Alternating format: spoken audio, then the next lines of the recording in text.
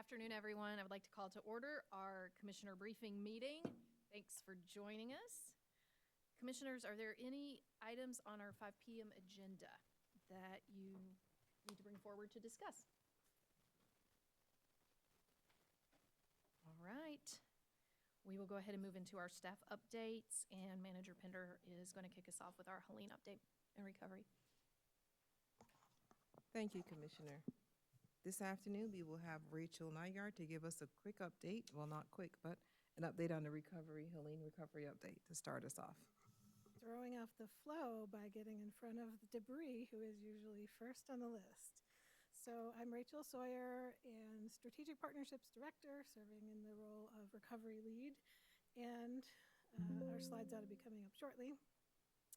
The thing that I'm most excited to talk to you about today is the release of our draft Helene Recovery Plan. But before we get there, wanting to just briefly revisit this timeline. We showed this to commissioners several times throughout the life cycle of our response and recovery, each time moving that little "you are here" pin along the continuum. It's an art, not a science, to identify where we are in the life cycle. We know we are solidly out of the response mode. That really wrapped up back in the spring as we were closing our last community care stations. And we moved at that time into this short-term, this sort of shorter midterm recovery. We now have a solid foot in long-term recovery while still doing some of those short and midterm recovery activities. And I'll explain more about what we're getting at there. We also introduced to you previously these recovery support functions. This was a model that we learned about through the National Disaster Recovery Framework and the state's recovery framework to design recovery support functions for the purpose of organizing our recovery activities. So you have seen these as a structure over the past, let's say, 9 months as we've moved through the various chapters and phases. The thing to point out here is that some of these you'll see sunsetting. So education is one that we do not currently have active. The disaster response and recovery activities there have largely folded into health and social services. For example, we're meeting regularly with the schools to monitor the McKinney-Vento, which is the classification for student-identified homelessness. But it, as a standalone organizing function, education, has phased out. So too will some of these other ones as time goes on. Debris is one that we've got our eye on. I was joking with our solid waste director about when we think we'll be done. He's got lots of good announcements about pieces of the missions that are concluding. That really is a shorter midterm kind of recovery activity, the debris removal, that we won't see continuing long term. But some of this we absolutely will with housing and infrastructure and others. So, said at the beginning, most excited to tell you that we have released to the public as part of your packet this afternoon our draft Helene Recovery Report, or plan, excuse me. This is the result of work that has occurred since this spring when we kicked off the Envision Buncombe survey and asked the public what was most important to them in recovery. We're really proud to have worked across each of the local governments within Buncombe County. So this plan is certainly hefty, and it's representative of projects coming forward from Buncombe County government, as well as City of Asheville, and each of the 5 towns that are mentioned here: Black Mountain, Biltmore Forest, Montreat, Weaverville, and Woodfin. So there's 114 projects coming forward in that plan across our many jurisdictions. And I mentioned we are grounding this work in public input, so just putting in front of you again the top 10 priorities that we learned were most important in our Envision Buncombe survey this spring. So you all have had an opportunity to hear a preview of those projects. We've been doing internal review. Now we are opening up for public comment or public input. So this report is published today in your meeting packet. Later on today, we'll do a press release, and it will be published on Buncombe County's public input page, which is engage.buncombecounty.org. We're going to have a survey open through October 3rd, where members of the community can take a look at what we've come up with and provide input or feedback to us about how we can make it better before we bring it back to this board for consideration of adopting the plan in November. So we'll get this in front of each of the elected boards for our 7 jurisdictions, but we're eyeing the second, your second meeting of November, which is the 3rd Tuesday of November. If everything goes smoothly, that we'll have a plan with updates based on what the public shares on their feedback, ready for your consideration. And what I wanted to note here about implementation, instead of saying that starts in December, when we were drawing this out, we said it's ongoing. And this is to a conversation that we've had previously. We're already applying for grants as applications are open now. So we can't wait until the plan is fully written and adopted to launch projects. However, once it is adopted, we'll go into full project management mode and be making sure that we have sequencing for our projects, both funding and capacity to carry them out. Part of that means establishing the Helene Recovery Office, bringing on an officer and potential other positions to support the implementation of these various awards that we anticipate. And we will continue building out the ways to monitor how it's going and report back to you and report back to the public.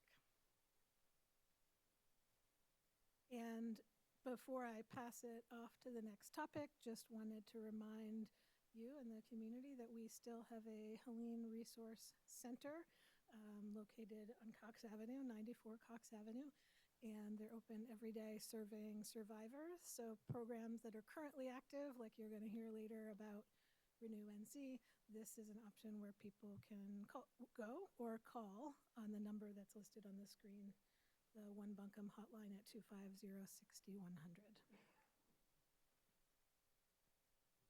Thank you, Rachel. Commissioners, are there questions? Sure. So thanks for this update. I know that there's been a ton of work and outreach done to get us to this point, and I know that the after action report just landed in our laps recently, but I'm curious if there's going to be opportunities to take pieces of those recommendations and find ways to incorporate that into the plan.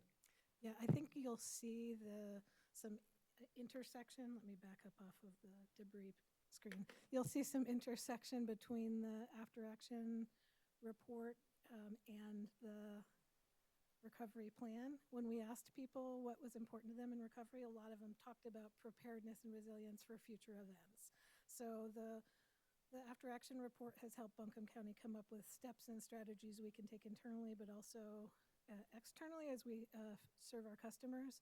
One of our projects in the Helene Recovery Plan is implementing preparedness actions from the after action report. So trying to have them aligned. Great, thank you. Thank you so much, Rachel. We appreciate your work.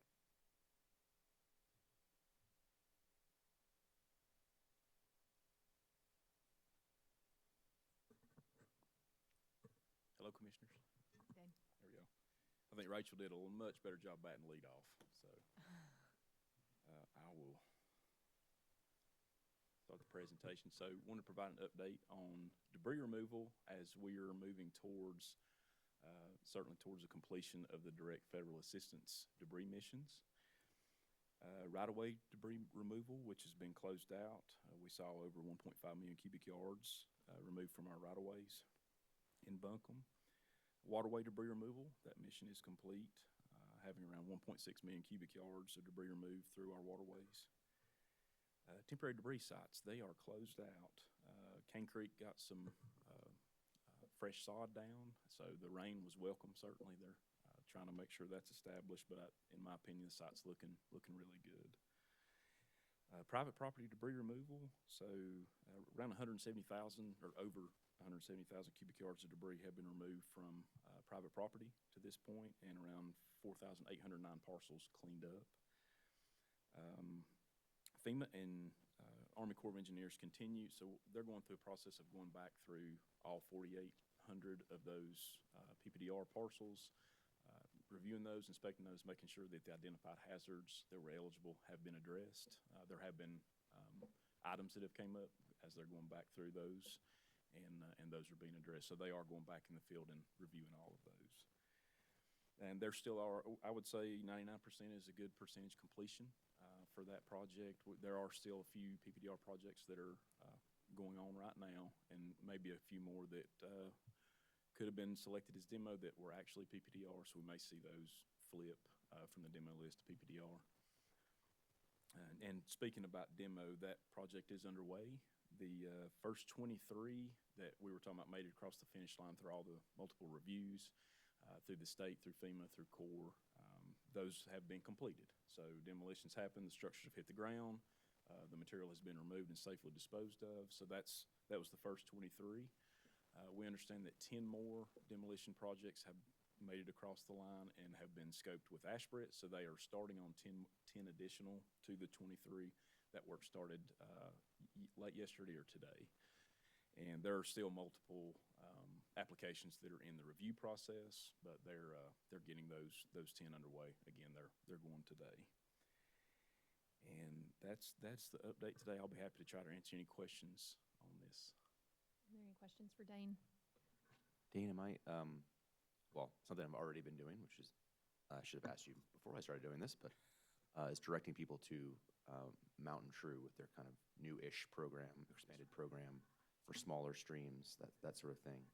Is that what I should be doing moving forward with these missions coming to an end? I've done that myself in a couple areas, Commissioner. We've been working with Hartwell and a couple of his team members, and they do have a form.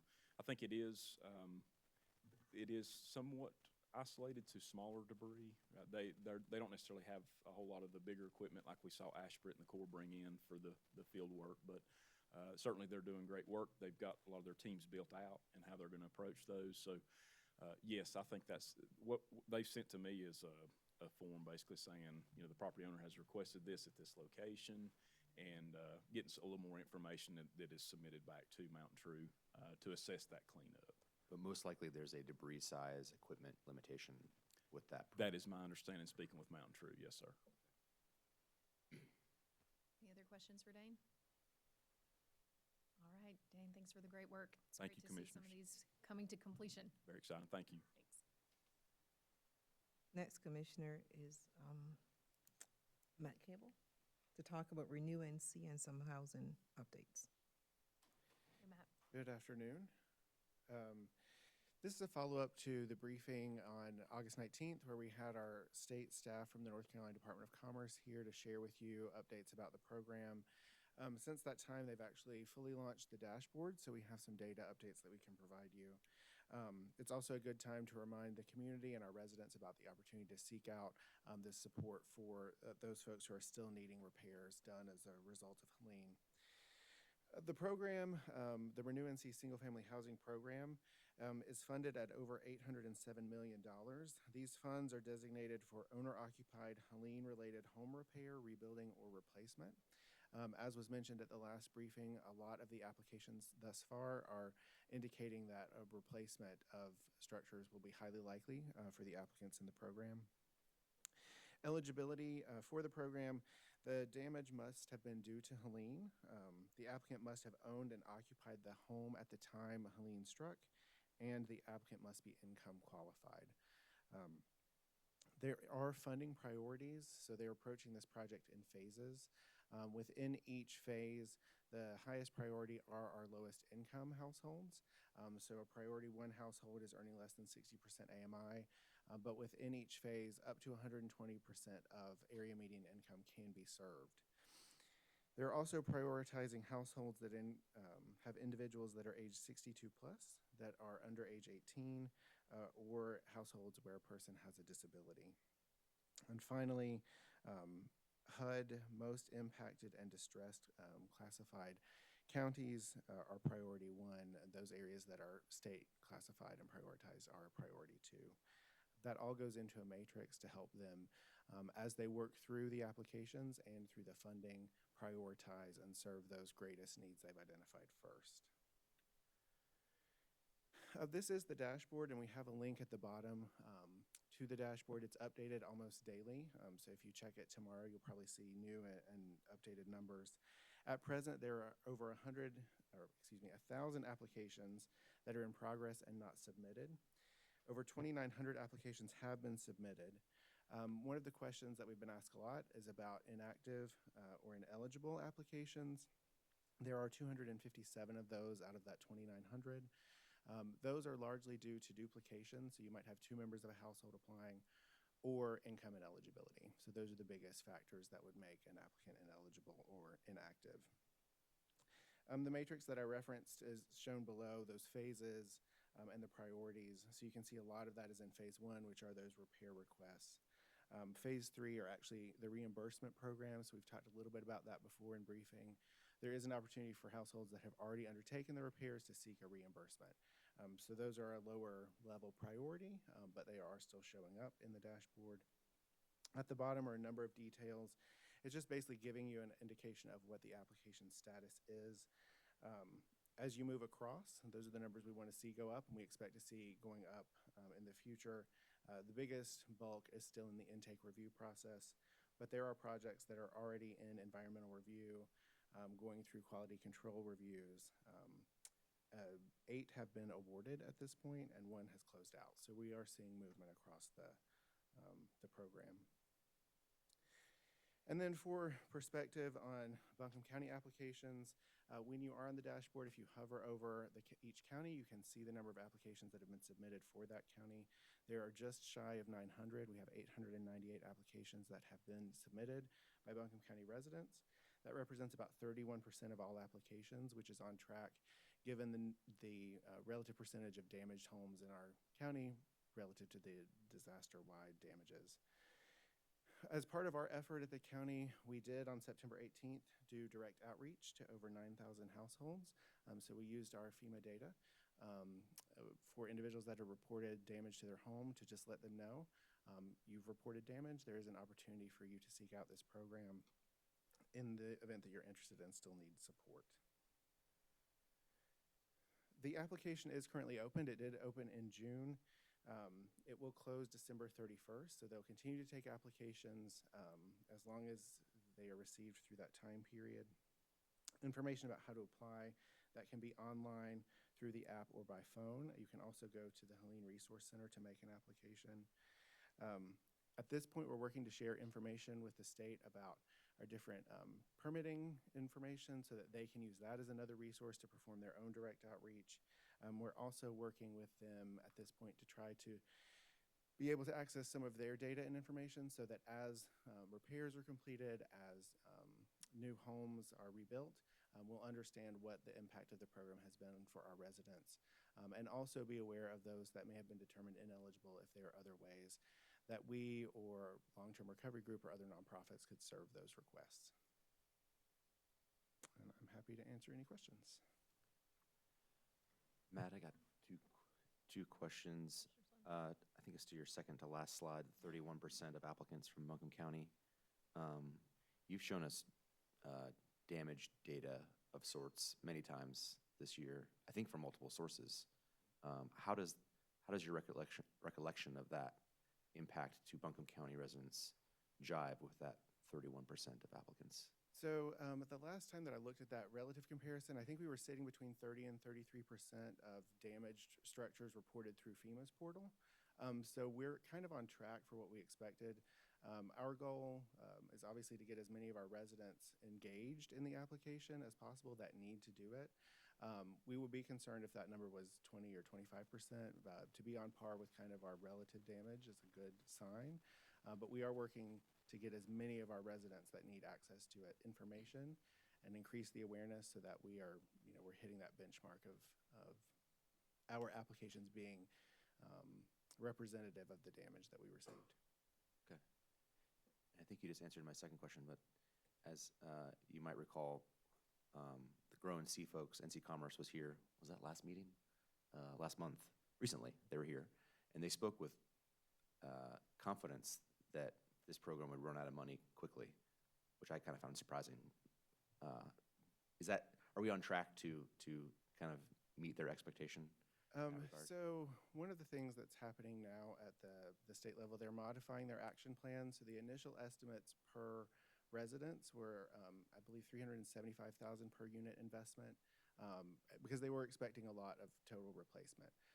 They've had to, based on the proposals that came in and the contractors that they selected, as well as the plans that they've identified for replacement homes, increase that budget to about 450,000.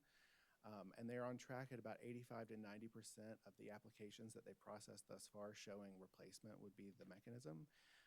And so 807 million, they were estimating, I believe, and they reported at the last briefing, between 2,000 and about 2,400 units that they'd be able to process and actually support. And as you can see in the data we have now, they're at 2,900 submitted and 1,000 in process. So there will be more requests based on that data and information, and the fact that so many of them have been approved, then can probably be served by the amount of funding that they've allocated at this point. And Matt, I appreciate you all doing the direct outreach, and I'm just curious, what was the direct outreach to community members? So CAPE used the Code Red system to do outreach to those folks, provide them with links and information about how to make application. What we did, to be really transparent, we didn't do targeted income-based information. It was really just if you had reported damage at all, because it's really difficult to communicate to a resident what their AMI is, because household size and other things vary. We just did a blanket approach of, if you had reported damage, this may be an opportunity that you might want to seek out. We appreciated CAPE jumping in and helping us out with that information and putting it out there. Thank you. Other questions for Matthew? All right, thank you so much. We appreciate it. Next is Brad Hughes on private roads and bridges and HMGP.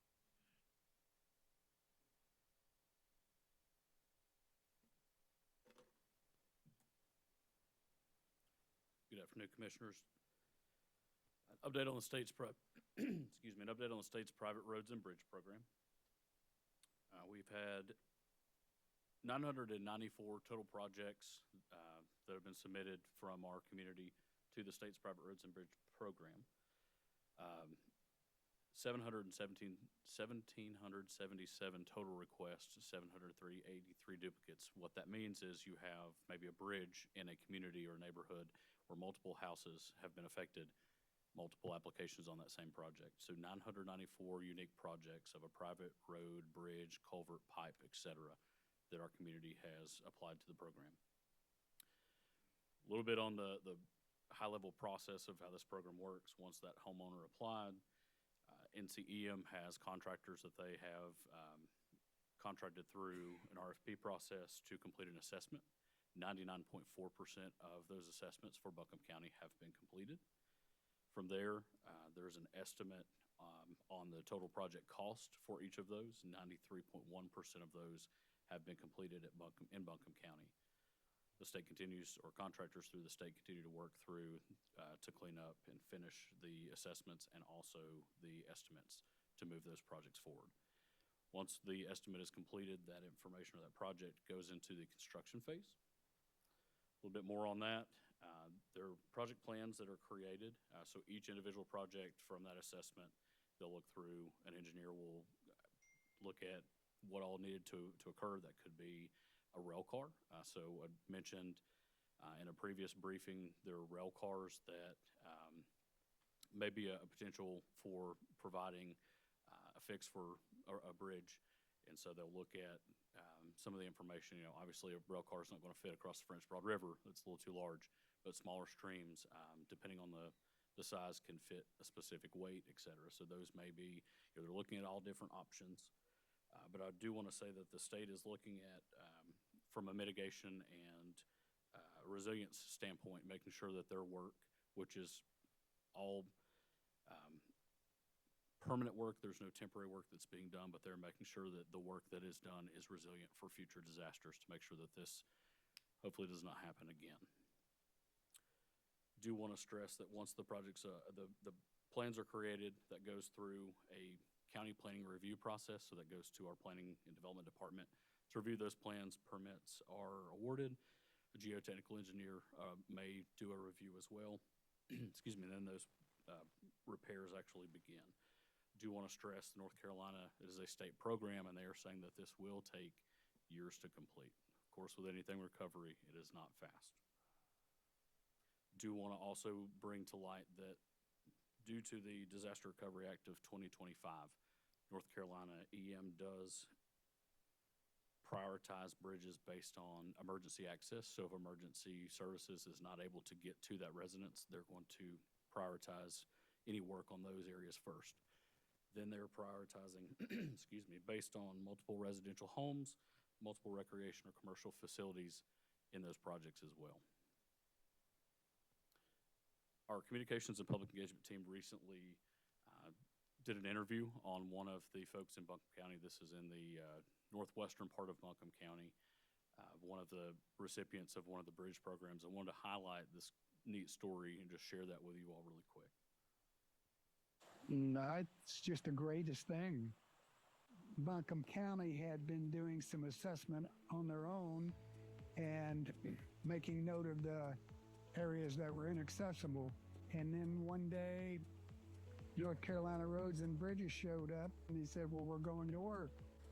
I honestly can't believe that they've left me with something like this.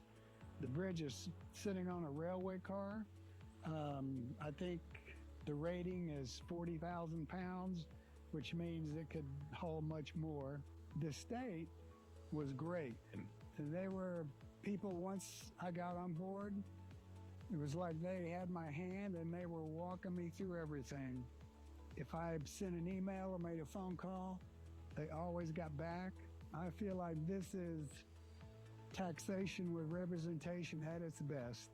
It's exciting from a sense of safety that goes with it.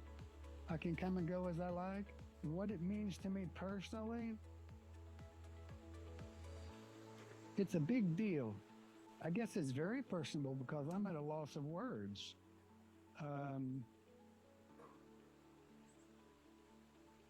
It's something that I will be digesting in the coming weeks.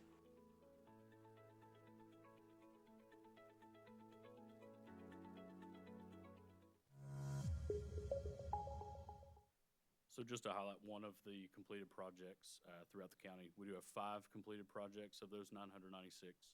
There are 7 that are currently in progress that contractors are working through right now, and will continue to work through to get to that 996 to 0. This application process for this did close August 31st. There is a part 2 that started September 1st. So I do want to stress to our community that any completed projects for any repairs to a road, bridge, culvert, pipe, etc., may be eligible for up to 50% reimbursement through the second part of this Recovery Act. That application process, again, did open September 1st. It's open for 6 months. You can apply online. There is a state website listed here, a state hotline that is open as well. We do, again, to stress some other presentations prior to me, we do have the Helene Resource Center that is available to assist folks with questions or in the application process. Any questions regarding private roads and bridge? I think my only question is, in regards to the quantity of projects remaining, is the effort to rebuild and repair being scaled up, the quantity of crews, that sort of thing, or is it kind of constant? I believe we are constant for now. That's something the state is looking to do as funding continues to, recovery acts continue to morph and change. That is something that they're looking to do, but there's nothing set in stone yet. Okay. So I'm really excited to see this progress, and that's a really great video, so kudos to y'all and Kate for putting that together. I think that really puts a fine point on how we're helping people directly. I didn't realize you could use rail cars to create bridges, which is pretty exciting. But I'm also curious how you had mentioned that we're building them more resilient. If you could speak to that, I think that's a really important piece because as we saw during Helene, when a bridge lets loose, it becomes a hazard downstream as well. So I'd be curious to hear more about that. Absolutely. So part of the contractor's work is to take a look at the site. There are varying sizes of rail cars, so varying lengths. They do make sure, that those abutments will fit in and hold that in place. So the longer the car is, the less weight that it will hold. I believe this specific case here would hold 40 tons for the one that was highlighted on the video. So a lot of weight that could withstand. So they're taking that into consideration and also doing work on the banks around these bridges to make sure that those are more resilient to future flooding.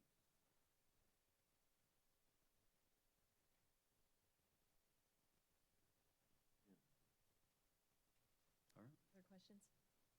All right, thank you so much, Brad. You're welcome. Unfortunately, you're stuck with me again for HMGP. So. Let's kick off Hazard Mitigation Grant Program, an update from our numbers. Last time I believe it was May 20th or around there that we had spoken with you all. So we do have a total of 350 applications. That is up 31 from the last time that we spoke. So the application process is slowing down a little bit. 235 acquisitions, 70 hoops for elevations, 29 stabilizations, 9 mitigation reconstructions, 5 slope stabilizations. 7 community members have contacted the state hotline but have not submitted a formal application yet. So that is the interest that we see as well. An update on Group 1 and Group 2 and Group 3, which we did not have last time. Group 1 was again 23 properties for acquisition. Those were submitted to FEMA by NCEM on February 21st of 25. Those are currently in FEMA review as of the last time that we'd heard from FEMA, September 5th. That project is nearing completion, but they were not able to provide an exact date as to when they would have that completed. Excuse me. Group 2 was submitted to FEMA by NCEM on June 4th, 2025. FEMA is currently working with NCEM on documentation to support this project. That is just one of those pieces of the process. If FEMA comes back and says, I need more information to move this project forward, they will ask the state for that information. If the state can provide that, they will provide that. If not, they will come back to the county and we will assist them in providing that documentation. So nothing really out of the ordinary there. They're just asking for a little bit more information. Group 3 was returned to us from NCEM on August 5th, 2025. It's currently undergoing an internal county review. What did I say? Sorry, August 5th, 2025 is the 5th. Yes, ma'am. Returned to us from NCEM August 5th, 2025. It's undergoing an internal county review. Our internal committee has reviewed all 151 properties, and we're working with county leadership to finalize our recommendations and move that forward. We're working as diligently as we can, as quickly as we can to move the process forward.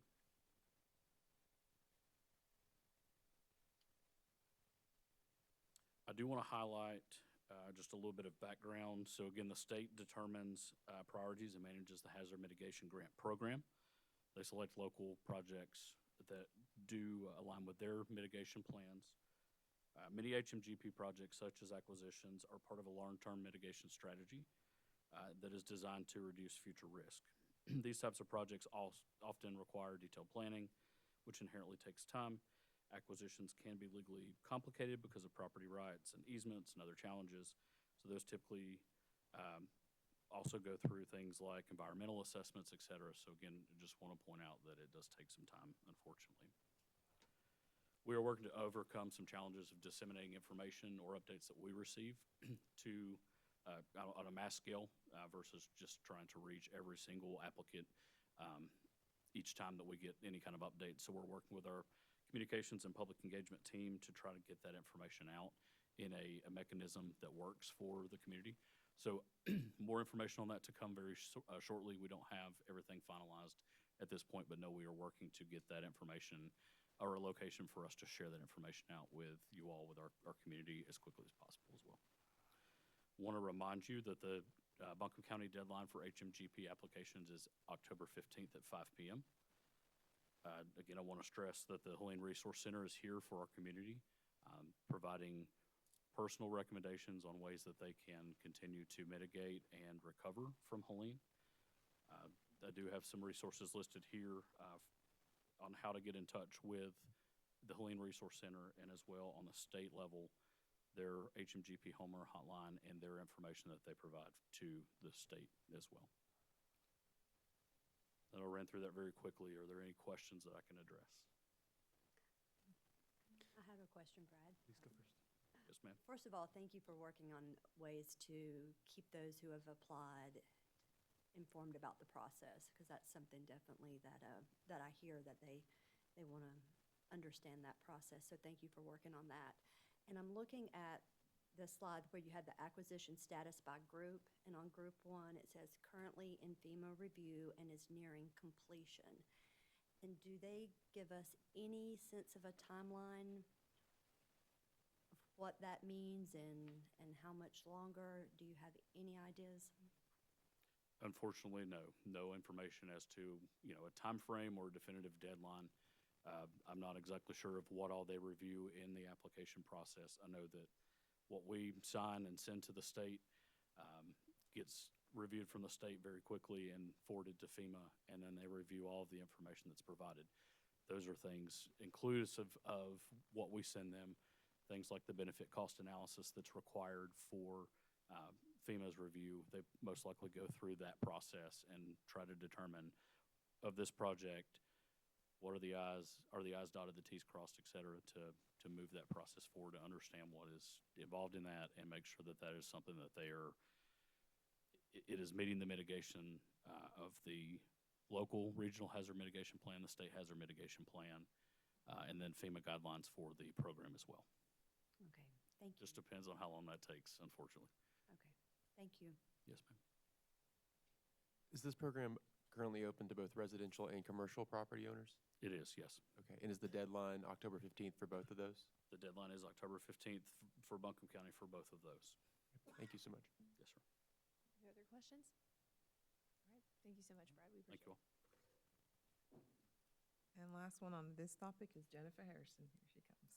On Emergency watershed protection. Good afternoon. So just one slide for you today to give you an update on the EWP, Emergency Watershed Protection. A reminder, this is the program that will repair stream banks and remove waterway debris.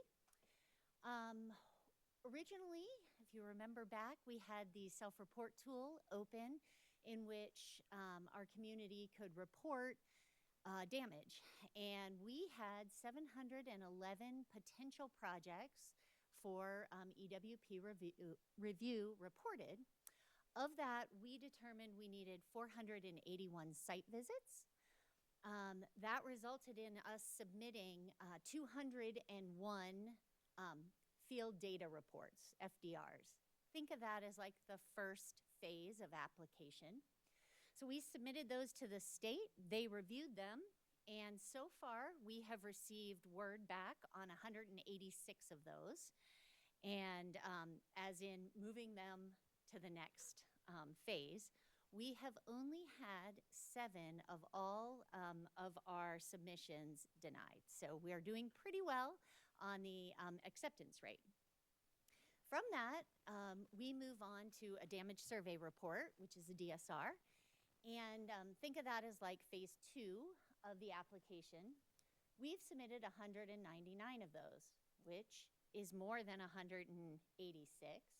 And that is because if it's just waterway debris, we do not have to do that first phase. We don't have to do the FDR. And we have 14 waterway debris stretches. So we've submitted 199. We've heard back from the state on 187 of those as being approved. And from there, it then goes to the federal government for review. And we have heard back that 158 of our sites have been approved.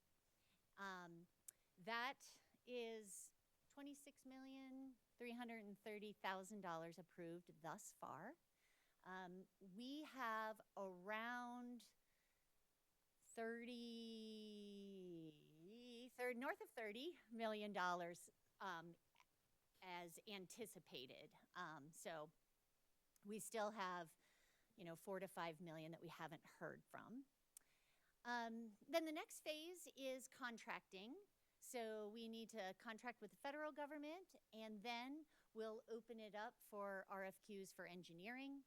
Once we get our engineering firms on board, then we can move to getting those contracted, designed, and then we'll move into repairs. So best case scenario, we could start beginning our repair work late spring, early summer of next year, provided the contracting piece with the federal government goes according to our timeline, which is hopefully in October. Do you have any questions for me? Yes, I do. So with this, and so do we have all the funding to be able to start this on time, or are there gaps in the funding? Where are we with all that? So, great question. So the way EWP is funded, it comes in two different buckets. One bucket is that 23 million that I showed you. That's called financial assistance, FA. That is the construction money. There's a second pot of money that is TA, technical assistance, and that's the money for engineering and administering the program. Historically, EWP is funded 75% from the federal government, 25% locally, or in a presidentially declared disaster funded by the state generally. In Helene, they waived the match, and it's funded 100% for the construction budget, 100% by the federal government. The TA block, the engineering and administrative money, never has a match on it, and it is always generally just funded by the federal government at 10% of the construction cost. Our experience is that engineering costs 20% of the construction cost in general, and part of that is due to things like our no-rise study, some of the engineered studies that have to be completed in order to work in a named waterway. So we have a shortfall. So we have been working with our local, through our local channels to reach out to the state and request a 15% match, essentially, for engineering and design, as well as to cover administrative costs, because these programs are expensive to run for staff time, as well as we need help. We need help bringing them in, and so we've had Tetra Tech helping us administer the program. So for us, that's just shy of $5 million, 4.96 something as it is now. So we do need support beyond what we're getting through the program, and we hope to find that through state channels. And that was part of our legislative agenda that we had earlier. And now we have a specific number. Before we were just saying a percentage, but now with this specific number, hopefully we can make some progress, because if we don't get that, we can't do any of these projects, right? Right. The expectation is that anything that isn't covered by federal government or the state government is covered by the local sponsor. And in this case, the local sponsor is Buncombe County. So I think we need to be strategic in how we think about what projects could we tackle and what projects could we not with that 10% amount that we have. The other thing that I will mention is that we've talked with our other partners in the state, and they think that the total ask for EWP would be around 10 million. So Okay, 5 of all which would be Western North Buncombe. Carolina, Correct. around 10. We're definitely the largest county that's implementing EWP. We have the most number of projects. Okay, that's helpful, because I think if we approach it as all of Western North Carolina, that we'll have a better chance of getting some support with that. Thank you. Yeah. Questions? All right, thank you so much. Thank you. All right, We will move into our Helene after action report with Heather Perkinson and Max Tainter.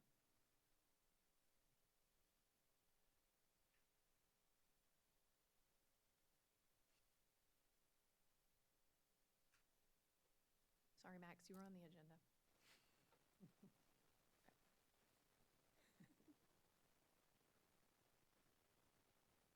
Good afternoon, Commissioners. I am Heather Parkinson. I work with the County Strategy and Innovation Department. And today I will be providing a summary of the county's after-action report on Tropical Storm Helene. This is a report that was created by myself as well as my esteemed colleague Max Tainter, which is why he is listed here.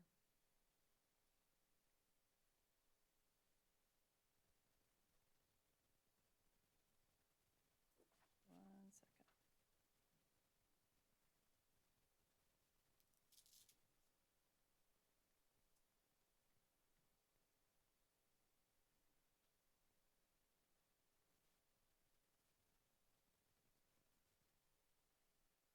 Wait, now it's going. Okay. Just all right. So the agenda for our time together today is for me to provide a high-level overview of the after-action report. I'll review the scope and structure of the report, as well as talk through the improvement plan, what we're calling the Preparedness Action Plan, and share some high-level findings and talk about next steps. Oh, it doesn't like me today. There it goes. All right. So I'd like to start by talking about what an after-action report is. It is a report of findings that are analyzed on the heels of an event or incident. It is developed with stakeholder input, and it is a structured review of what happened. So looking at what worked well, where were there challenges, and how can we improve our response for a future event or incident.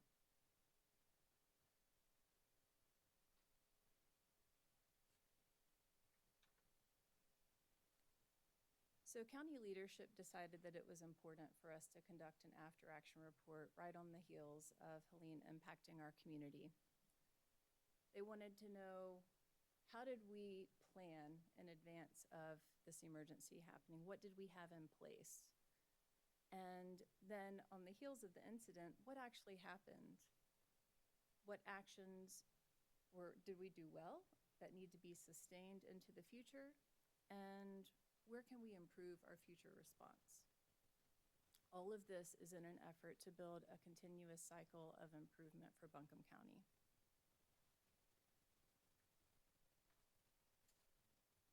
So the county's after-action report on Tropical Storm Helene does follow the tools and templates that are provided by FEMA. Many stakeholders, both internal and external to our organization, were involved in the creation of this report. We asked them for a summary of their challenges, of successes, and we took all of that feedback and built it into what FEMA calls a corrective action plan. We call ours our Preparedness Action Plan. So the scope of the county's after-action report is twofold. It is internal and external.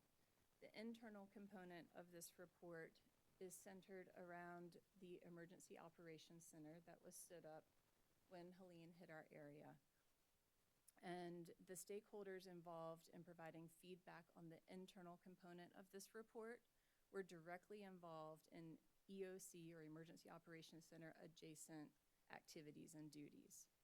This piece of the report was evaluated and analyzed by county staff. The other piece of the report is focused on external operations. This is where we call it the tactical field operations, but around first responder debrief, the first responder side of things.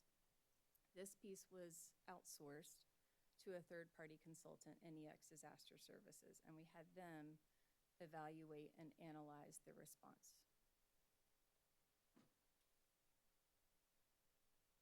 I do want to take a moment to recognize not only the local and regional, but also the national agencies that really took time out of their day to provide thoughtful responses that helped to shape this report.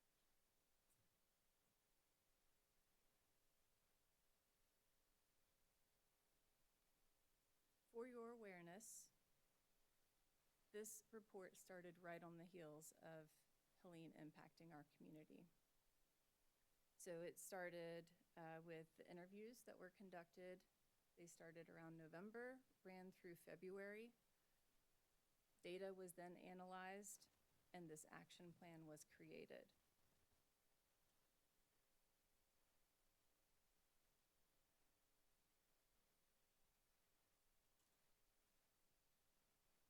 Helene impacted our community in many ways that can't be measured. Some of the impactful numbers that showcase how devastating it was to our community are shown here. You will find these numbers in the after-action report.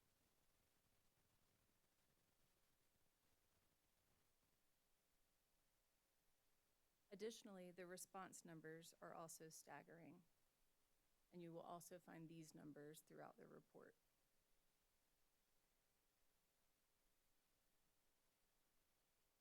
Looking at the data collection related to Buncombe County's after-action report, it started with the planning phase. I mentioned the FEMA methodology that was the root of how this report was formed.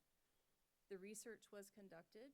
We interviewed 144 stakeholders across 47 different organizations. That data was analyzed and consolidated. We counted that we synthesized over 3,000 data points out of the interview information. And finally, the action plan was created. What I want to point out is that the action plan does include the first responder debrief piece of things that the NEX Disaster Services created for us. And so it includes the external response and the internal response. Buncombe County's after-action report has 9 categories. The categories at the top center around Emergency Operations Center, the logistics function, the staffing function, operations, and planning. Additionally, there's a category around public safety communications, shelter operations, family assistance and reunification, community resource support, which includes warehouse operations, volunteers, community care stations, and point of distribution centers. And then the last 2 categories are around the non-emergency call center line. This is the line that was created for the community to receive information from the county and damage assessment.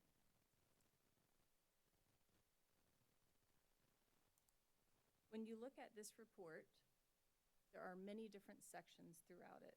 It begins with an executive summary, provides a county profile, historical and event overview. The preparedness piece of it covers the preparedness that the county had in place leading up to Helene and the timeline related to those 9 categories that I just reviewed. When you get into the categories, the 9 categories, they are all shown in a consistent format, providing an introduction that includes any preparedness component. Data, the data points are in the blue box that you'll see on the page.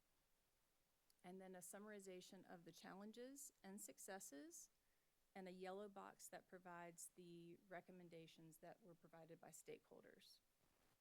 The appendix is also pretty hefty. It also includes additional details around each of those 9 categories, the action plan, and the full first responder debrief by NEX Disaster Services.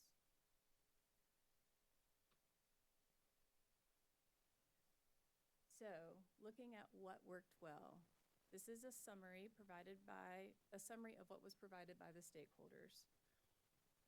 By and large, stakeholders reported that Buncombe County's staff resiliency and response was a success. The assistance provided by outside emergency assistance worked well. The work of the Joint Information Center was a success. The many community partners and volunteers that showed up to help us. The assistance provided for 911 overflow. This was a mobile team that showed up and provided assistance. And warehouse operations. Not only the operations of the warehouses, but also the manner in which we were able to quickly secure warehouses that were needed for the response, along with the shelters.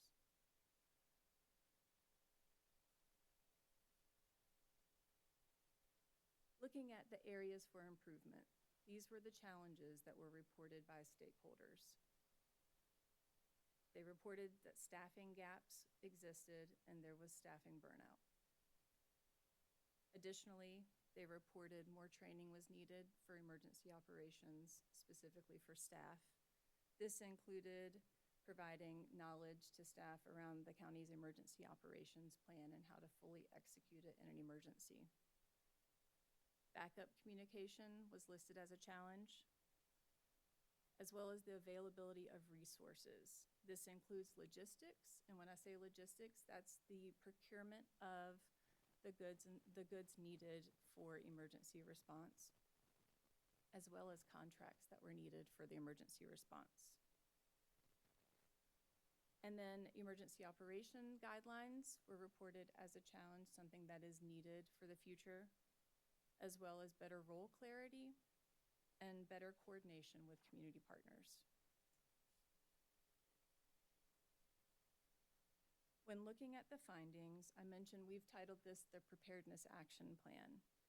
This is how we intend to improve Buncombe County's future response to emergencies, to events or incidents. The Preparedness Action Plan has 49 recommended actions and 199 subtasks that roll up under those actions. They are prioritized, so we've assigned a high, medium, and low priority to this Preparedness Action Plan. It's based on looking at the impact that it will have for our county and the effort that will be required to accomplish that task.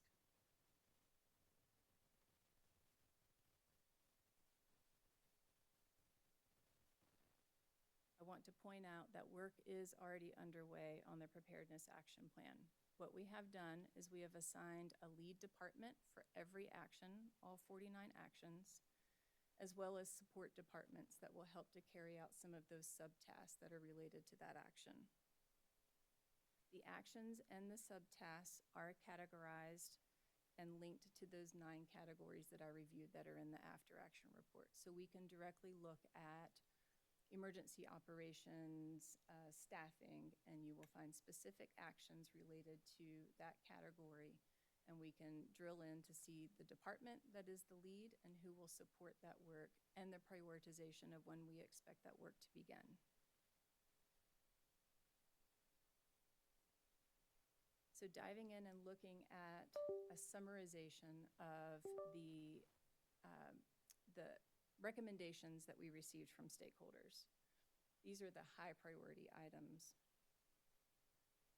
They reported that we needed to look into creating a comprehensive county emergency staffing and training plan, procure a new emergency operations center, pre-position contracts for county support.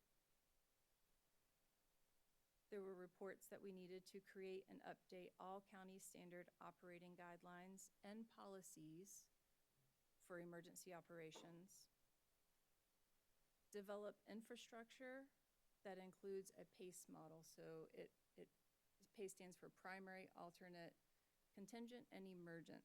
So having those 4 functions in place for not only IT infrastructure, but 911 continuity. And then develop a supply distribution strategy for logistics for future emergencies. So what does that process look like to ensure that we are able to distribute the resources and obtain the resources as needed? All of those items are underway.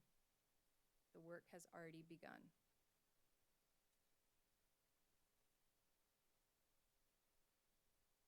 And so looking at where do we go from here, what is our path forward, we see it as twofold.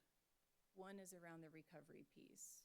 We want to continue the work on the activities that are already underway to restore services and infrastructure that's needed for Buncombe County.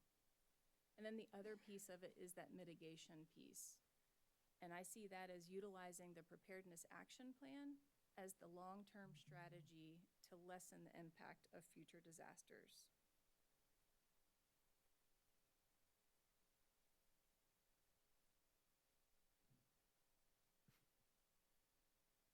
Thank you all. Any questions? Questions for Heather? I've got several to chew through. You want to go first? You can start. Thank you. I guess just real fast, the slide on the Excel spreadsheet that has the items that we're already working on to improve our processes. Is there a timeline or a estimated completion date or that sort of? For the Preparedness Action Plan? Yeah. I'm thinking of this slide. You mentioned all these things are in process. Oh, yes.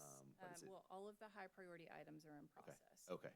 And so we did establish a timeline. We said high priority items should be started this quarter, so no later than the end of this calendar year. And then medium priority items would be started January of 2026, and then low priority follows on the heels of that quarter, so late spring. And yes, high priority is underway and moving forward. Okay. I wanted to ask a couple questions about the NEX report in the back of this document. And to me, it reads like just kind of raw data, raw answers. To me, it reads like there was folks in a room and some sticky notes and people wrote down what they thought about each kind of topic, which doesn't make it bad. It just, that comment might make more sense in the context of my other questions.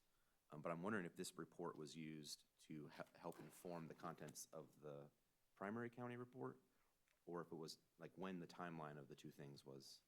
Sure. So that's a great question. The timeline for the overall after-action report really started October, November of 2024. Okay. NEX Disaster Services, I want to say, began their work late spring.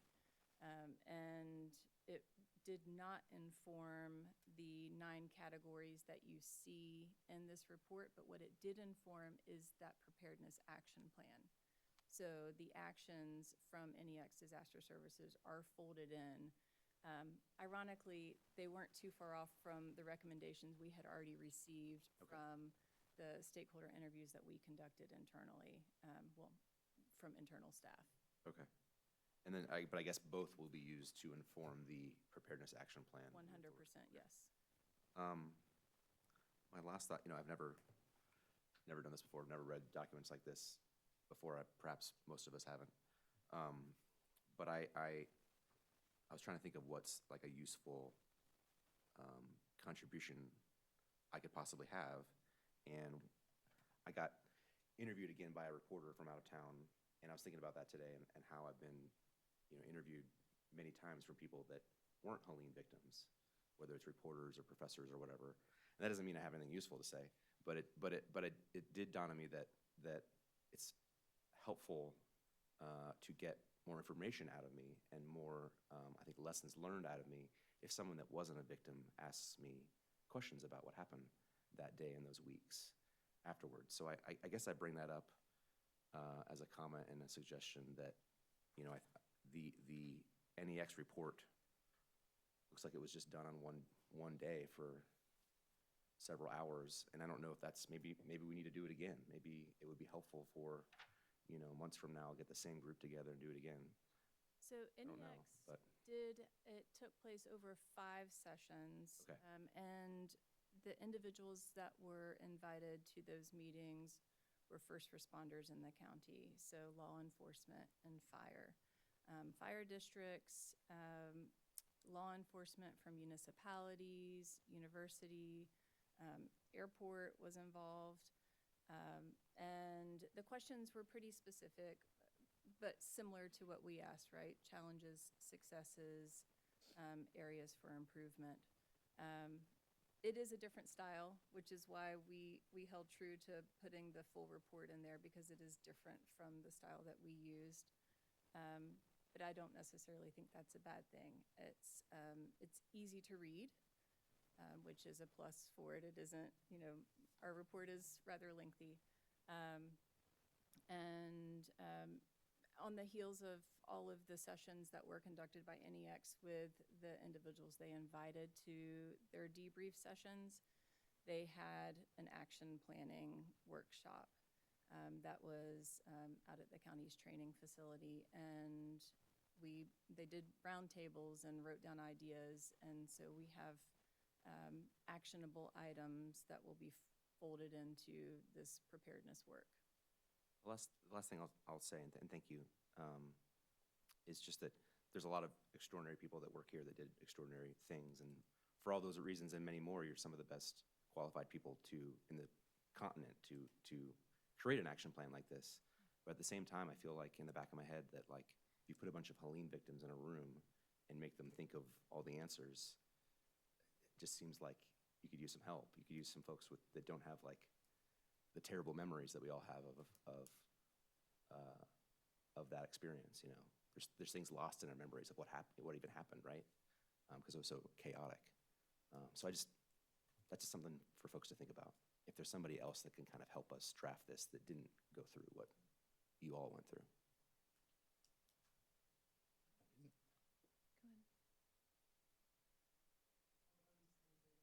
Perspective that we need to make sure we do this is who went through it, right? So we Yeah. do want to make sure that perspective is there.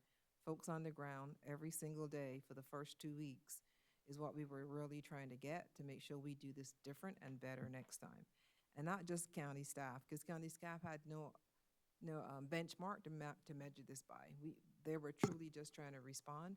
So the folks that really gave us the good feedback was folks that did this for a living. So that first spreadsheet that showed you so many different people that were here, that's who we really needed to geek, because they can tell us, well, this is what you should have done because this is national standards. So that's what we were really looking for. Okay. So it wasn't just the Celine survivors, but really those folks that came from FDNY or from Texas, the emergency, or Virginia, those folks that go around the country doing this for a living. Yeah. How do we get better by picking their brain while it's still fresh in their brains? That's what we were looking for. So And they helped with this, you're saying? absolutely. Yeah. Every single person that had a foot in Buncombe County got interviewed and helped to guide, how do you get better? We had no idea what we were doing, and I would admit that freely up front. We were just trying to respond and get people safe. So saving lives, saving property, that was our initial, how do we do that? How do we get our first responders safe? So starting that process, but then stepping back and saying, how do we make sure that we're prepared for the next one? I truly believe that this is going to happen again because we've seen these weather patterns change. So we need to be prepared for that going forward. So I would say a huge thank you to Heather and Matt, because they were able to start shadowing people, asking questions, and getting us there. But we didn't start the first responder piece because they were still in the middle of this. So when we had that opportunity this early spring of this year, being able to bring somebody out that also has done this for a living and know the questions to ask and put them in that room to do that, that was also important to us. So getting, how do we move forward? How do we get better? Knowing that what we did last time was hopefully the worst it could ever get for a disaster, but being prepared for that, it should happen again in Buncombe County. So I'll just also add a key piece of the NEX analysis. That was done by a consultant who I believe is based out in Eastern North Carolina, Billy Wynn's company, who's a former fire chief. So there was an outside perspective kind of leading that one as well, correct? correct. And we actually asked North Carolina Emergency Management to give us some ideas of who could do that had experience. And to your point, somebody that had North Carolina experience that has gone through several hurricanes, but also sat in the seat of a firefighter, was someone that could relate and make sure we get some good information and feedback. So it felt like a sticky note, but we wanted it to be easily digestible.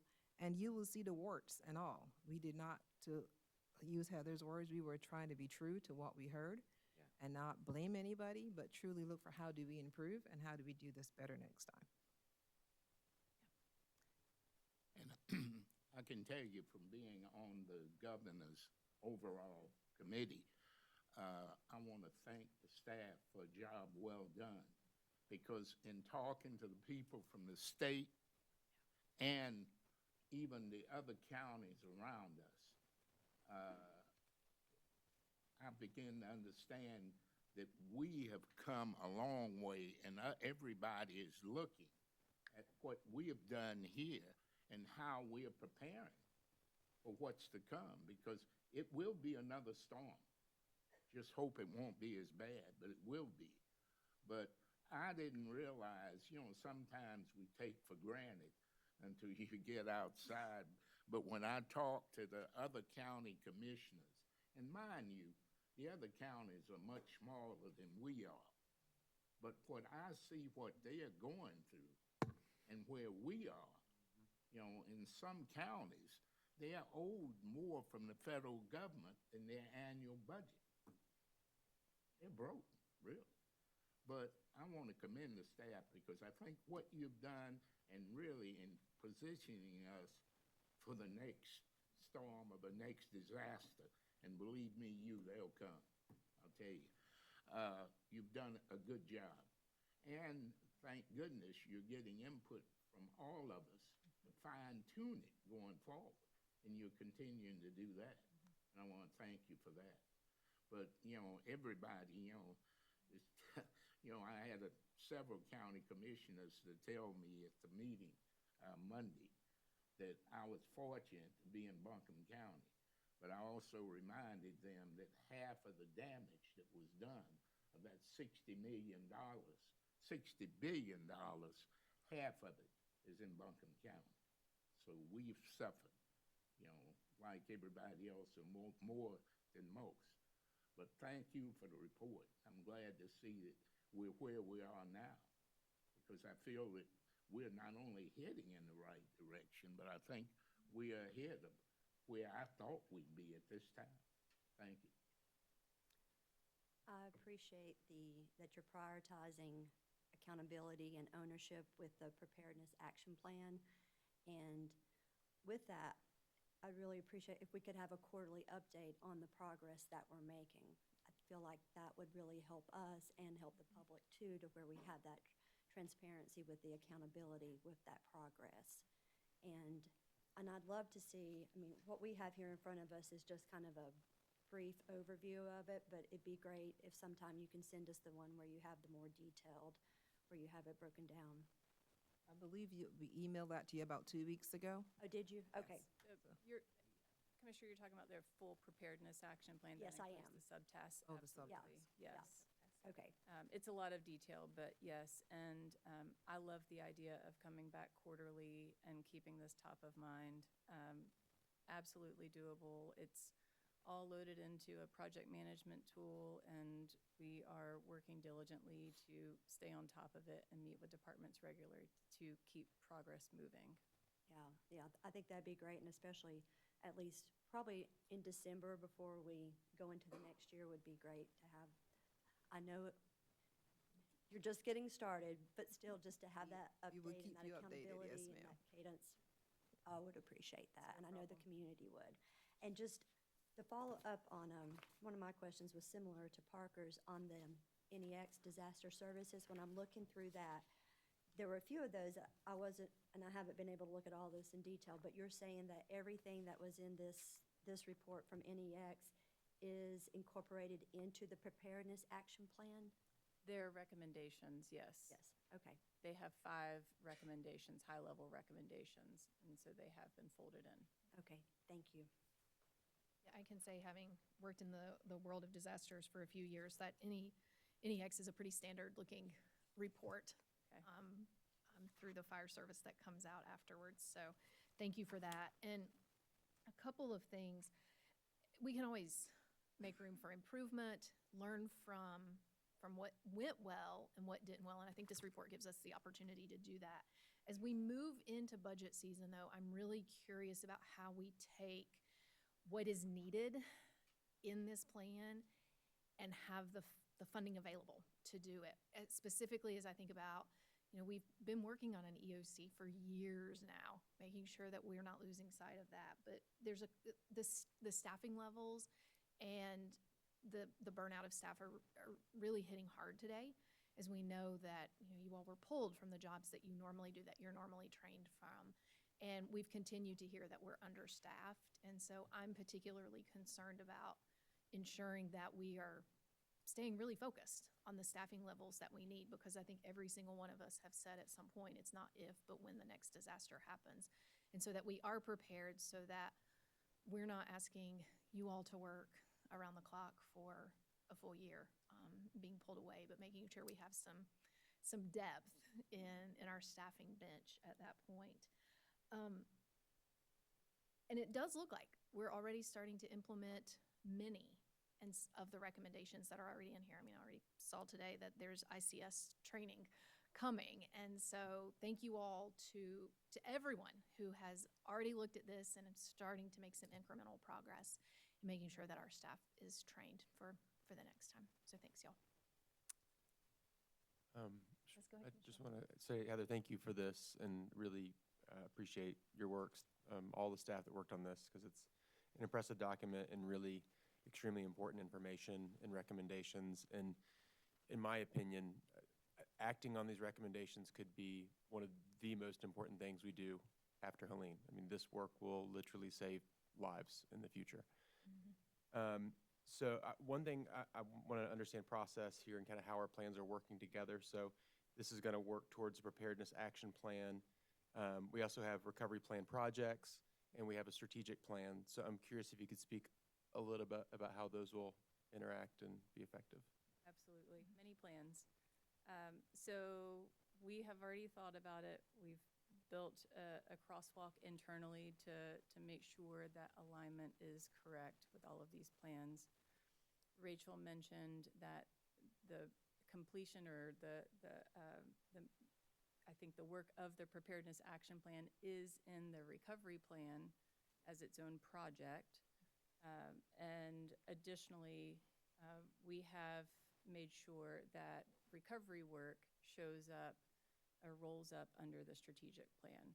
So there is and will be full alignment between these plans, and we're in constant conversation trying to make sure that we're making sure they're working together and not against each other.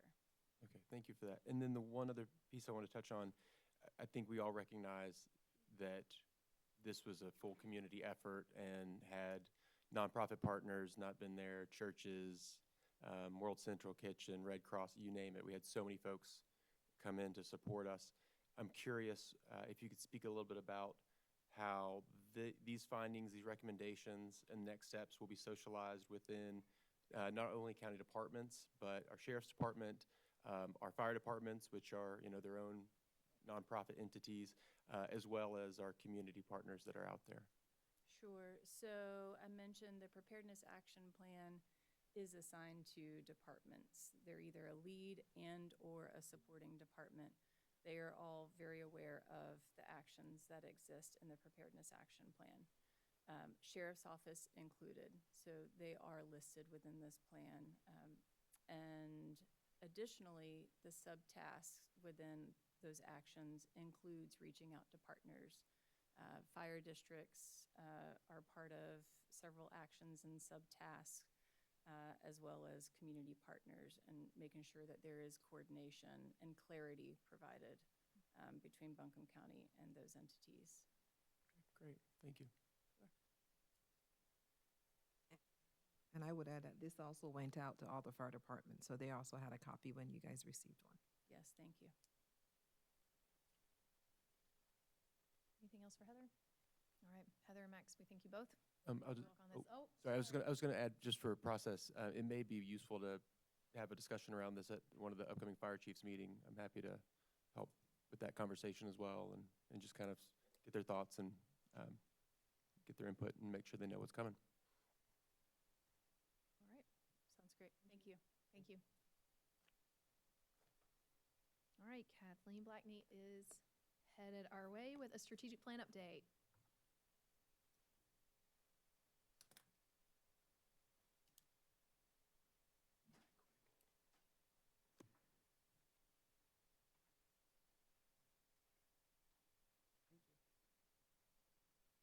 Good evening, Commissioners. I am here to speak about the 2030 Strategic Plan. As you all will recall, we facilitated a session with the board in August to share the draft strategic plan and discuss questions, feedback. What we heard during that session was largely endorsement for the focus areas, objectives, and draft goals at that time.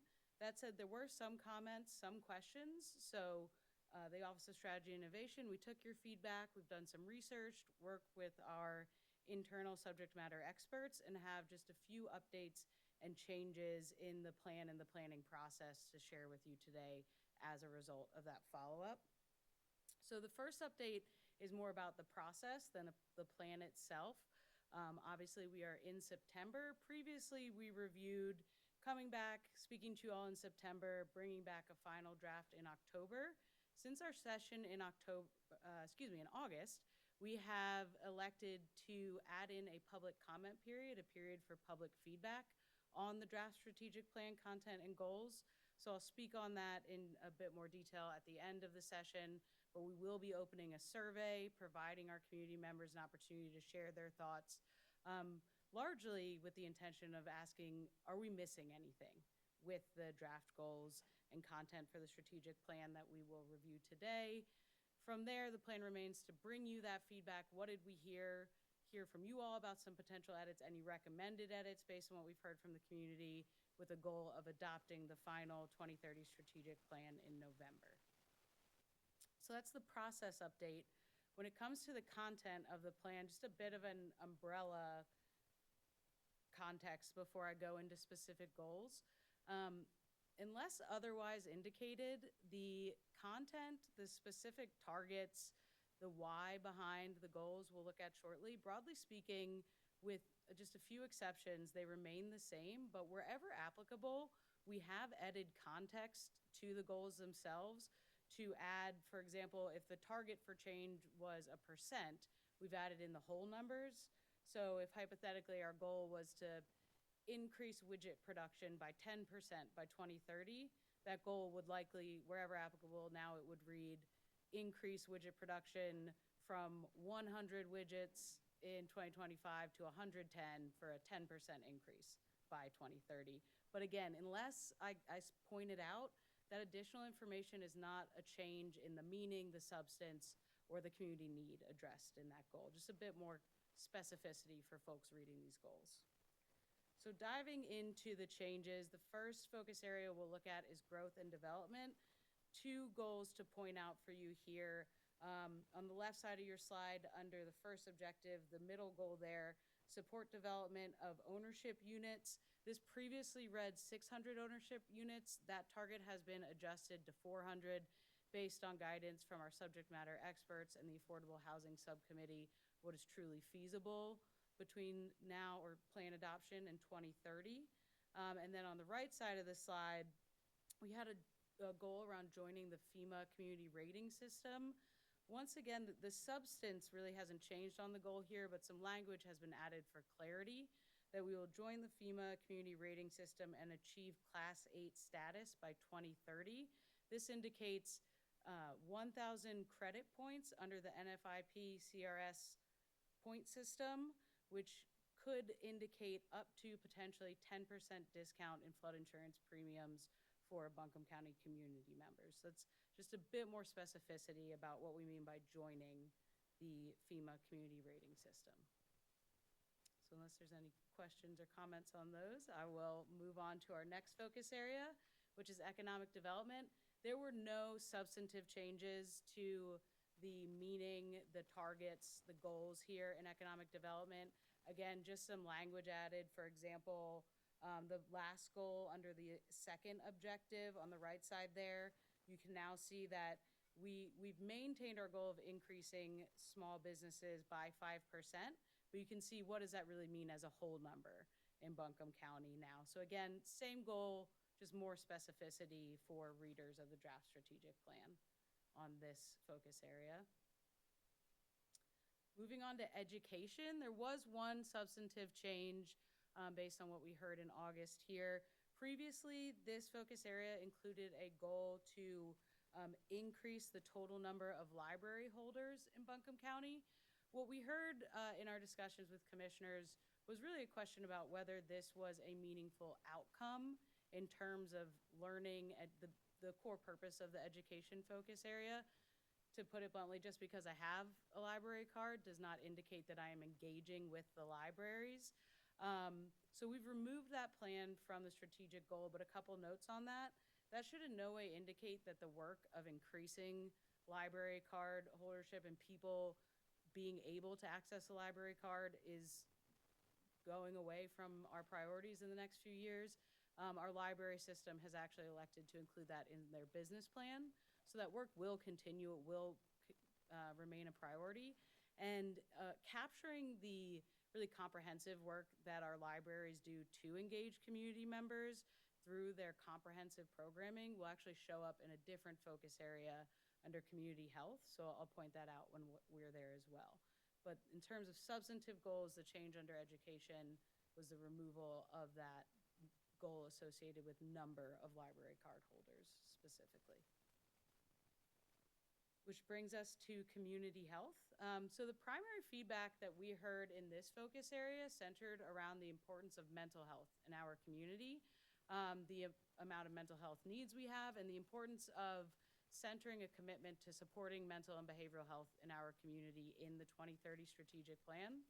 We took that feedback back to our subject matter experts, and in conversations with those folks around the work that the county does, work that really we are authorized and mandated to do through state governance structure, the feedback from our experts was, and the folks who do the work here in the county, was that mental health and the work we do to support mental health in the community really is well represented in the current draft of the strategic plan, and their recommendation was to make that clear in the language and the wording of our goals. So those are the changes you'll see in this focus area. This is not an update to the meaning, the target, or the core community need that we are addressing, really just highlighting that commitment to mental and behavioral health in our community through the updates. So the first goal that has been updated to that end, in the middle of the slide here, this is actually the goal I was previously referencing that will also include library data. So the goal now reads, increased number of participants attending county-sponsored in-person programs that offer opportunities for recreation, social connectivity, and promote mental health, physical wellness, and overall well-being in the community.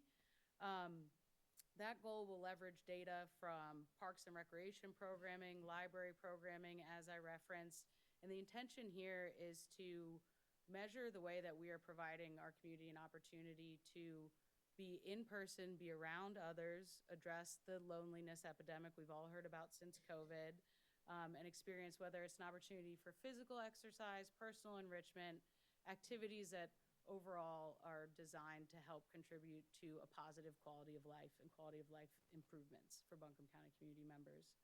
So that was the update there. And then the second update you'll see under improved community well-being by providing person-centered trauma-informed services. Again, no change to the target or the core substance of this goal, but we have clarified that we will improve mental health outcomes in the community as indicated by a reduction in deaths by suicide, understanding that that is, of course, a downstream effect of unmet mental health needs in the community. So those are the two changes under community health, which would bring us to public safety. Couple updates on this one. The first one actually is a continuation of responding to the importance of centering support for mental health in our community. Under enhanced individualized diversion services, we had a goal around increasing responses by alternate emergency responder services. That really leverages data from two programs under the county umbrella. We have our community paramedic program in emergency services and the co-responder unit of the Buncombe County Sheriff's Office. Both of those teams are specifically trauma-informed models. The community paramedics have contracts with licensed clinicians that folks who engage with that program are able to be connected to and receive treatment from, depending on their need and interest in such services. And then the co-responder unit through the Sheriff's Office co-locates qualified mental health professionals to respond to behavioral health calls with deputies. So these are both very much focused on trauma-informed responses to trauma-related needs in the community. So we've just made that explicit in the wording of the goal.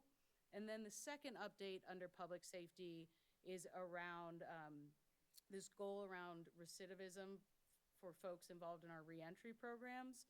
Previously, this goal was a composite measure of a few different programs under the Justice Resource Center, and it focused on recidivism. So it measured people who do experience recidivism.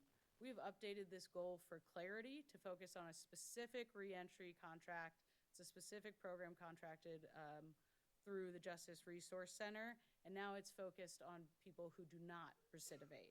So same sort of community need that we are addressing, but flipping what we are measuring to people who do not experience recidivism and one specific program whose data we'll be leveraging in that goal now. Which brings us on to the energy and environment focus area. Similar to economic development, no changes in the substance or target around these goals, simply some additional whole numbers added for clarity and specificity about what we are seeking to achieve under this focus area. So before I pause for questions, and happy to revisit any specific focus area, want to make sure everybody's on the same page about next steps. So again, we will be opening a community feedback survey in coordination with the Envision Buncombe survey that Rachel spoke about with the Helene Recovery Plan earlier. So folks can go to engaged.buncombecounty.org. It is all the same page, the Envision Buncombe survey. Folks can navigate to look at the goals and objectives under the strategic plan or the recovery projects, ideally both. We'd love to hear the community's thoughts on all. That will be open from September 16th through October 3rd with the goal of analyzing that feedback, coming back to the Board of Commissioners on October 21st with a summary of what we've heard, potential recommendations or implications of that community feedback, with the goal of being able to hear from you all and bring back a final draft of the strategic plan for adoption on November 4th. So that is the entire process, all the updates we had to share today. Happy to open it for questions or discussion. Thank you, Kathleen. Are there questions? All right, I think we are getting excited to get this underway and completed. I know I've been out speaking a lot, and folks are excited to get that link to give their community input. So we'll make sure that we're sharing that widely with the members of our community. Great. Thanks, Kathleen. All right, William High has a pedestrian plan update for us. Good afternoon, William. Good afternoon. We wanted to just bring a brief update on the newly begun pedestrian plan. Just a brief overview. The pedestrian plan is a joint opportunity between us and the French Broad River MPO. The MPO is actually managing the project. However, it is to our benefit, focusing entirely on the unincorporated areas of Buncombe County. In fiscal year 24, the county paid the match for these federal funds to do this project. So it's all covered for this point on. The study is being led by a team from McAdams, a consulting firm with a local office. But as a part of that, we are looking to begin the process of creating a steering committee for this so that we can get greater local input and community feedback in this process. The steering committee will be designed to help us focus on areas that we as local planners may miss and to get some feedback from people from a variety of different areas. In front of you are a variety of elements that are designed or laid out in the project scope, including issues on visioning and goals, initial recommendation, feedback, and prioritization methods. One of the key things of this project is going to be how we move forward into building sidewalks in the unincorporated areas to connect existing ones with the municipalities and to cover gaps that exist. And finally, to review the draft plan before we hopefully can bring it to you for consideration.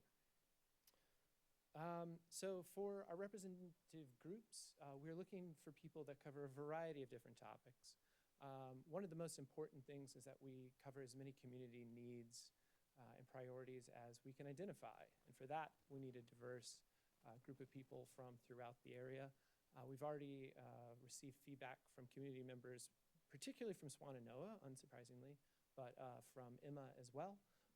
And hopefully we can find more people from throughout the county to assist us in these endeavors so that we can get a more comprehensive view of walking conditions throughout Buncombe. So for this project, we're going to ask folks for sort of where they work, if they do, that is, because actually a lot of this will be valuable for if we have people who are not actually employed. Interest areas, expertise. I'm interested in where they live and what kind of place that is, because that, most of us are walkers, particularly from our residents. And then demographics, and of course, what part of the county they're in. As we've recently seen, we've got robust participation from our friends in Swannanoa, and hopefully we can get similar levels of buy-in from other areas. So for a brief timeline, we're going to hopefully bring this forward in a couple of weeks with a resolution to establish the steering committee. The commissioners will be provided with a review of the applications to review, and then hopefully we can get those appointed by the first November meeting so that they can begin the process of moving forward with this. The project scope is for 12 months. We kicked off in very late June, so we're a little behind, but not terribly so. And then get the vision and goals going, followed by the recommendations and network refinement, and then finally a review of the draft plan, hopefully by next summer. With that, do you all have any questions for me? Probably 8 to 10, but we want particularly to have people from different areas of the county and to provide different types of feedback, but also not have too many walkers on the sidewalk, I guess. Anyway, yeah. Transportation planner jokes. Thanks, William. Can you go back to that list of representation? I don't know if I can. I can. What's the timeline? This one? That one. Okay. Yes. So 8 to 10 from that list. So Well, would these be are just, ideal, these are maybe if some topics people we would crossed just over. want to have involved, Okay. Not necessarily trying to cover every single one of them, but, hopefully we can provide some of this. And a lot of these are people can provide more than one. Many of us have, for example, schools, that's covered by a lot of different A lot of people. things. Okay. All right. Any other questions for William? This may be more of a definition question, but cyclists are incorporated in this? They're fit the pedestrian definition? Not expressly, no. Okay. So hopefully in the future, we may be able to create something of a cycling plan for the county, provided the available funds for this project, which was roughly $100,000. It didn't seem to be sufficient to do a proper job to cover both modes for the entirety of our rather large county. So possibly in the future. And so with that, as a follow-up, so what are our intended outcomes of this plan? So I think one of the most critical ones is for us to identify the gaps and also to be able to leverage this plan to compel NCDOT to build sidewalks as a part of road upgrades. The existing policy from the state is that if there is a plan for bike or ped along a roadway that they are going to improve or expand upon, they will incorporate the walking facilities as a part of that without cost to the local government. And so that's a very useful tool for us to have moving forward. I appreciate that outcome. Anything else for William? All right. Thank you so much, William. Very much. All right, commissioners. Are there any items for open discussion before we adjourn? Okay. We will officially officially adjourn at 4:40 and see everyone back at 5.